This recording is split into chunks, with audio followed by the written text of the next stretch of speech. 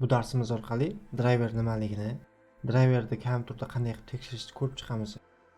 Avvalo driver o'zi nima? Driver bu kompyuterimizdagi jamiki qurilmalar bo'ladi-yu, ularda ishlashini ta'minlab beruvchi maxsus dastur. Ular ham xuddi dasturlarga o'xshagan dastur, faqat u kompyuterimizga joylashgan qurilmalarda ishlashini ta'minlab beradi. Endi qanday qilib kompyuterimizda bor driverlarni tekshiramiz? Etude kompyuter ustiga olib boramiz, sichqonchani o'ng tomonni bir marta bosamiz.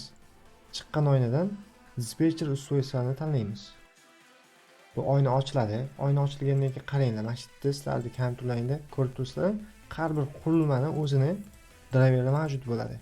Aytaylik, biz hozir notebookda bo'lganimiz uchun batareya qurilmasini ham o'zini driveri bor. Mana shu driver hisoblanadi.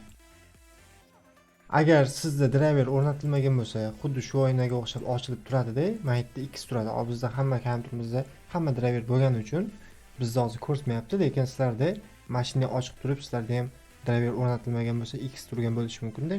Agar xuddi mashina bo'lib tursa, bu o'chirib qo'yilgan bo'ladi. Buni qanday qilib yoqamiz? Yoqish uchun sichqonchani o'ng tomonni bosamiz. Выключitga bosamiz, bu yonadi. Mana yondi, bo'ldi. Endi chiqmaydi bu narsa. Kompyuterimizda mavjud bo'lgan driverlarni qanday qilib o'rnatamiz? Bizga buning uchun driver pack degan dastur kerak bo'ladi. Ya'ni ushbu dastur kerak bo'ladi. Ushbu dasturga kiramiz. Ozgina kutamiz, bu ozgina shunday qotish ehtimoli bor. Mana ozgina qotdi hozir.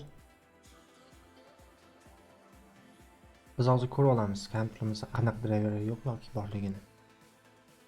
Mana ko'rib turibsizlar, bizda update qilish kerak bo'lgan driverni ko'rsatib turibdi. Biz buni tanlaymiz, tanlab ustomitga bosamiz. Chiqqan oynadan o'qni tanlaymiz. Endi ozgina kutamiz. Mana bo'ldi. Sizlarda bir nechta driverlar ko'rish mumkin, ya'ni o'rnatilmagan bo'lsa bir nechta driver turishi mumkin, yoki bo'lmasa bir nechta yangilanmagan driver turishi mumkin. Hammasini belgilab, o'rnatib, keyin kompyuterga bir marta perezagruzka berasizlar.